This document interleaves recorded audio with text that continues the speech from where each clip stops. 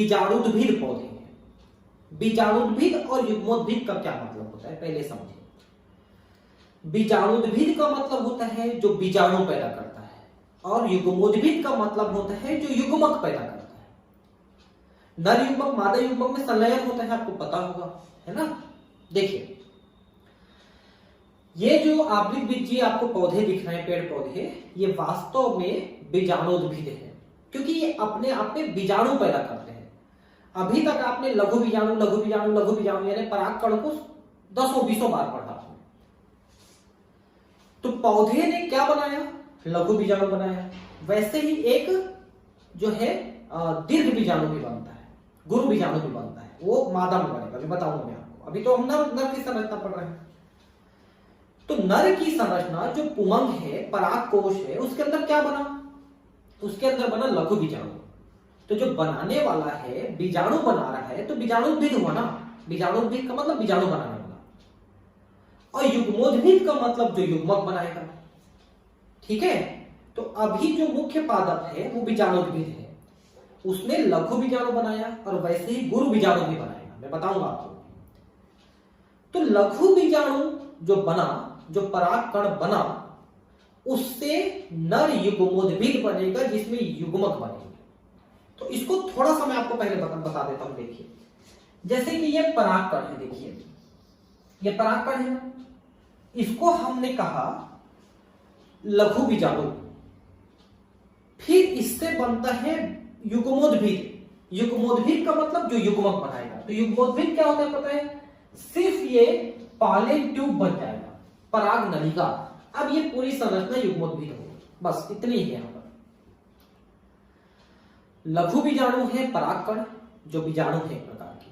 बीजाणु से बनता है युग्मोद्भिद, तो लघु बीजाणु से बनता है नर युग्मोद्भिद। तो देखिए लघु बीजाणु परागकण से नर युग्मोद्भिद बना, और नर युग्मोद्भिद कितनी संरचना है, सिर्फ परागकण से पराग नलिका बन गई। अब इस संरचना को हम नर युग्मोद्भिद कहते हैं। और युग्मोद्भिद क्या बनाएगा, युग्मक बनाएगा। तो इसके अंदर 2 नर युग्मक रहेंगे, ऐसे केंद्रक के रूप में 2 नर युग्मक रहते हैं। तो लघु बीजाणु एक प्रकार की बीजाणु है, उससे बना नर युग्मोद्भिद, और युग्मोद्भिद के अंदर बनेगा युग्मक। तो लघु बीजाणु, नर युग्मोद्भिद। नर युग्मोद्भिद का मतलब पॉलन ट्यूब बना पूरा, वो इस संरचना, ये पूरी संरचना, ये नर युग्मोद्भिद है। और नर युग्मोद्भिद के अंदर नर युग्मक, यानी कि 2 यहां पर नर युग्मक, 2 केंद्रक बने हुए। यही आगे चल के नीचे चलते हैं। ठीक है, नर युग्मोद्भिद का प्रतिनिधित्व करती है, क्योंकि अब जो परागकण बनी, जिसको हम लघु बीजाणु कहते हैं, उसी से नर युग्मोद्भिद बन रहा है। देखिए पराग नलिका बन के नर युग्मोद्भिद होंगे। यदि आप हिबिस्कस, गुलहड़ या किसी अन्य पुष्प के खुले परागकोश को छूते हैं, तो आप अपनी उंगलियों में पीले रंग के पाउडर जैसे परागकणों को पाते हैं।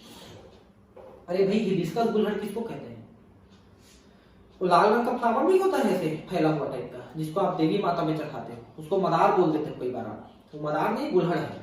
मदार तो वो छोटे छोटे घंटी जैसी संरचना होती है, जिसकी गुलाबी या सफेद रंग के पुष्प, जिसको आप शंकर जी में चढ़ाते हो, उसे तोड़ के उसमें दूध निकलता है, वो मदार है एक्चुअली। ठीक है, उसको हम कहते हैं आंख, आंख कहते हैं उसको, कैलाटोपिस, वो शंकर जी में चलता है, वो मदार है। ये जो आप चढ़ाते हो लाल रंग का पुष्प, जनरली देवी माता में चढ़ाते हो, उसको हम कहते हैं गुलहड़, China rose, hibiscus roses sinensis इसका पूरा नाम है। उसमें ऐसे बाहर निकला हो तो निकला ऐसे ट्यूब जैसा, उसको ऐसे रगड़ देंगे, आपके हाथ में बहुत सारे पॉलन ग्रेन आ जाएंगे, पीले पीले रंग के, ऑरेंज कलर के।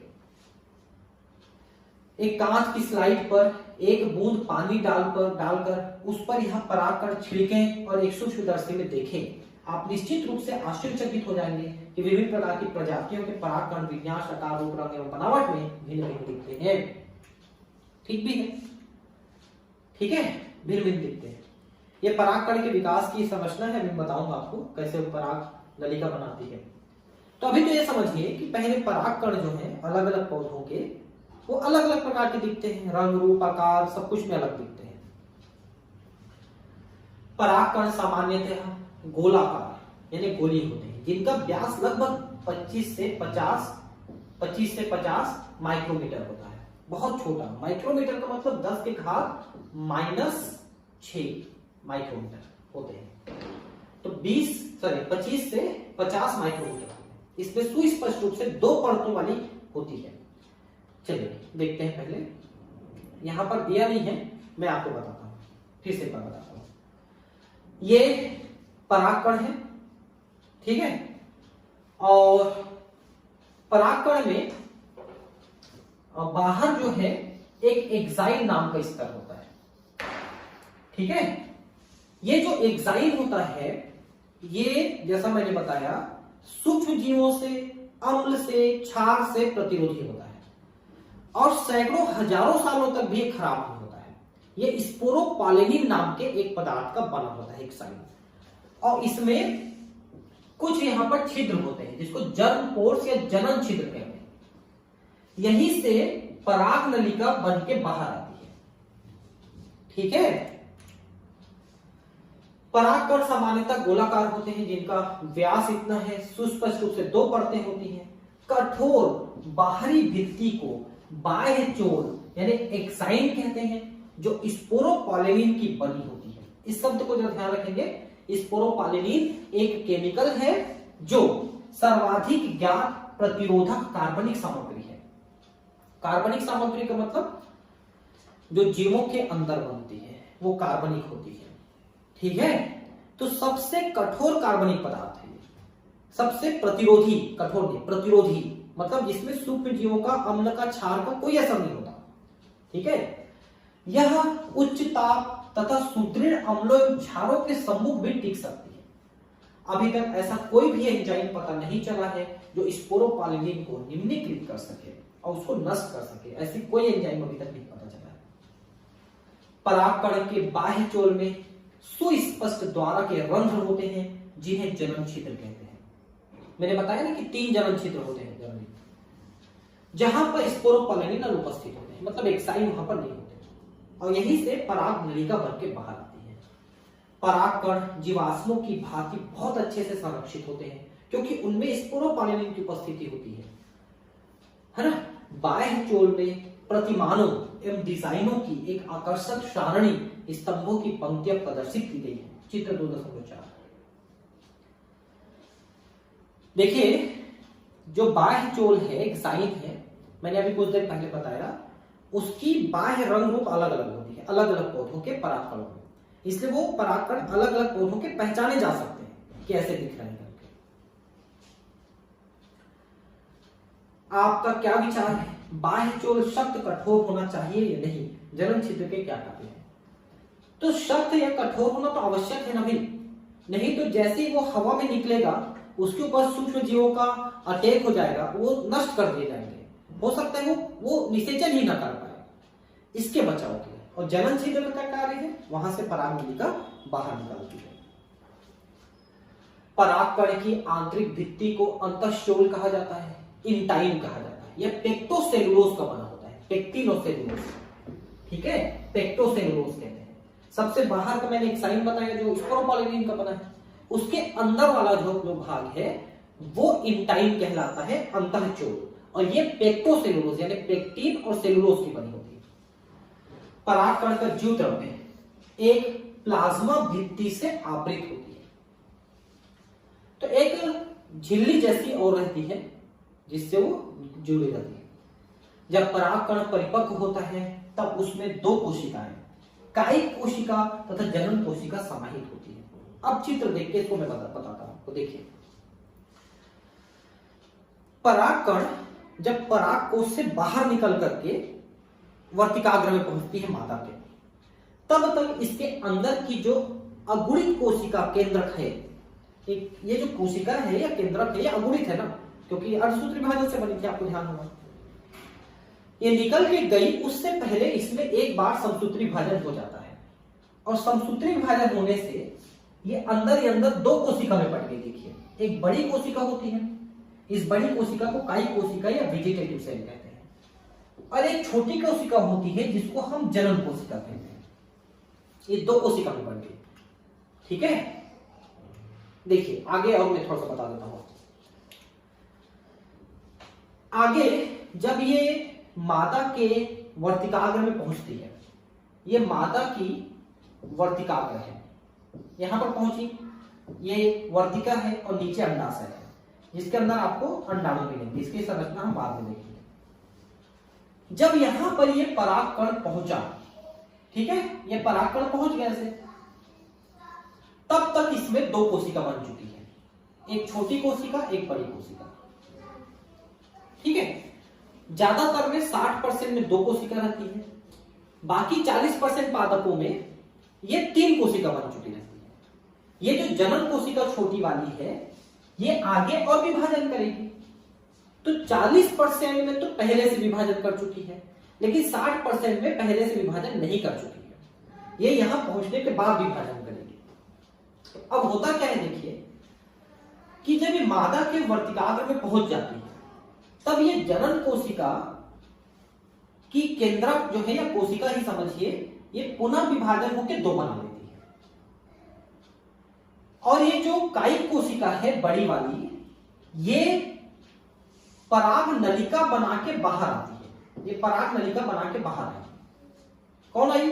ये जो कायिक कोशिका है ये पराग नलिका बनाई, और उस पराग नलिका में ये जनन कोशिकाओं के दो केंद्रक कैसे आ जाते हैं, यही कहलाते हैं दो युग्मक।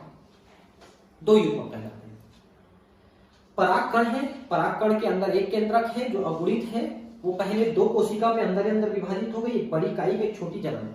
छोटी जनन कोशिका फिर से विभाजित होकर दो कोशिका बना ली, दो जनन कोशिका है। उसके जो केंद्रक है वो पराग नलिका में आ जाते हैं, और वही केंद्रक जो जनन कोशिका के दो केंद्रक है वही केंद्रक नर युग्मक है। और कायिक कोशिका की केंद्रक भी जाती है, लेकिन ये केंद्रक बाद में नष्ट हो जाती है, इसका कोई काम नहीं है। तो ये जो दो केंद्रक आपके जनन कोशिकाओं के केंद्रक हैं वही नीचे जाकर के द्विनिषेचन करते हैं। तो एक बार फिर से मैं आपको बता रहा हूं, ध्यान समझिए। सबसे पहले परागकण है, वो लघु विचारों है। परागकण से पराग नलिका बनी, अब ये पूरी संरचना नर युग्मोद्भिद कहलाई, और नर युग्मोद्भिद के अंदर दो नर युग्मक बने जो जनन कोशिका के केंद्रक है, ये बने।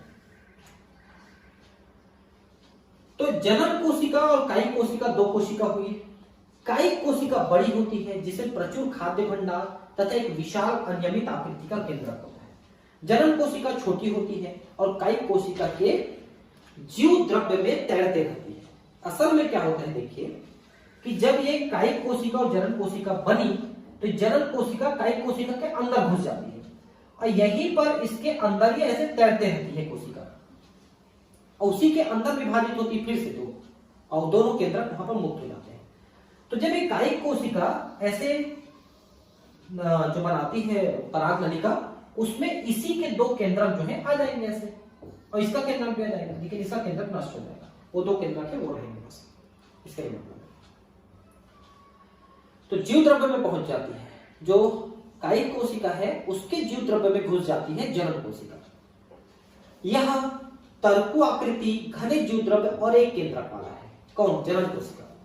60% से अधिक आवृत बीजी पौधों में परागकण इन दो कोशिकी चरण में झड़ते या संलग्नित होते हैं। शेष प्रजातियों में जनन कोशिका समसूत्री विभाजन द्वारा विभक्त होकर परागकण के झड़ने से पहले ही दो नर युग्मकों को बना लेती है। तो ज्यादातर पौधों में 60% से ज्यादा पौधों में दो कोशिकी अवस्था में ही परागकण निकलते हैं। ये जो दो कोशिकी अवस्था है, इस अवस्था में दो कोशिकी अवस्था में ही परागकण उमंग से निकल के जायांग तक पहुंचते हैं। बाकी 40% में ये जनन कोशिका भी विभाजित हो चुके रहती है, तीन कोशिका।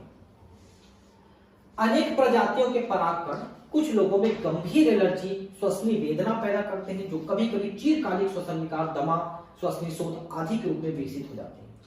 यह बताया जा सकता है कि भारत में आयातित गेहूं के साथ आने वाली गाजर घास से पार्थेनियम की उपस्थिति सर्वव्यापक हो गई, जो परागकण एलर्जी कारक हो गए। ध्यान समझिए, गाजर घास पार्थेनियम, जिसको कांग्रेस ग्रास भी कहते हैं, ये किसी समय में जब हम गेहूं आयात करते थे 1955-60 के आसपास तक, उसी गेहूं के साथ मिक्स होकर इसके बीज आते थे भारत में। आज आप देखना आपकी गली चौराहे में जहां जहां खाली जगह है वहां गाजर जैसे दिखने वाला एक पौधा उगा रहता है, ठीक है, उसी को गाजर घास कहते हैं। बहुत जहरीला पौधा है। उसके जो पॉलन ग्रेन है, परागकण है, वो एलर्जी पैदा करती है। एलर्जी को हम हे फीवर कहते हैं, इसको हे फीवर कहते हैं उस एलर्जी को। इससे सर्दी खांसी बुखार हो जाता है, लाल लाल दाने हो जाते हैं शरीर में, सांस लेने में दिक्कत होता है और अस्थमा भी हो जाता है कई बार, या ब्रोंकाइटिस हो जाता है, श्वसनी शोथ ब्रोंकाइटिस, ये जो पूरा रास्ता है सांस लेने का इसमें सूजन आ जाता है, ब्रोंकाइटिस।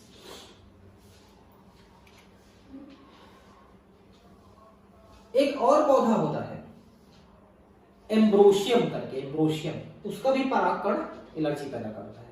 ये पार्थिनियम का तो करता ही है। परागकण पोषणों से भरपूर होते हैं। हाल के वर्षों में आहार संपूरकों के रूप में पराग गोलियों के लेने का प्रचलन बढ़ा है। ये पराग गोली है, देखिए, ठीक है, इस टाइप के टेबलेट आते हैं। इनको आप खाते हैं अगर, तो आपके शरीर में पोषणों की कमी नहीं हो पाएगी, ठीक है। तो बी पॉलिन फ्लावरिंग ग्लैंड देखिए, तो मतलब बेचने का तरीका है, बस पैसा लेना है, आप मस्त फल खाइए ना भाई, क्यों पोषण कम होंगे। पश्चिमी देशों में भारी मात्रा में पराग उत्पाद गोलियों एवं सिरप के रूप में बाजारों में उपलब्ध है। पराग खपत का यह दावा है कि यह खिलाड़ियों धावक पशुओं की कार्य क्षमता में वृद्धि करता है। तो आप अगर खाएंगे तो आपकी कार्य क्षमता बढ़ेगी, ठीक है। परागकण जब एक बार झड़ते हैं तो अपनी जीवन क्षमता, कुल क्षमता खोने से पहले वर्तिकाग्र पर गिरते हैं, जहां यदि आवश्यकता हुई तो निषेचन करते हैं। कुछ पौधों में परागकण आधे घंटे के अंदर ही अगर निषेचन कर पाए तो ठीक है, नहीं तो करने के लायक नहीं बचते हैं। कुछ में कई दिनों तक वो या कई महीनों तक भी उसमें निषेचन करने की क्षमता होती है, जैसे कि पाइनस है। हालांकि पाइनस जिम्नोस्पर्म है, वहां पर पुष्प नहीं बनते लेकिन परागकण बनते हैं। उसके परागकण 1 साल 1.5 साल तक भी उसमें निषेचन क्षमता बनी रहती है। लेकिन धान है, गेहूं है, इनके आधे घंटे तक ही निषेचन क्षमता होती है। आपके विचार से परागकण में जीवन क्षमता कितने समय तक रहती है? मैंने बताया कौन सा परागकण कितने समय तक जीवन क्षम रहता है, बहुत विविधताएं पाई जाती है। बहुत हद तक यह विद्यमान तापमान आर्द्रता पर भी निर्भर करते हैं।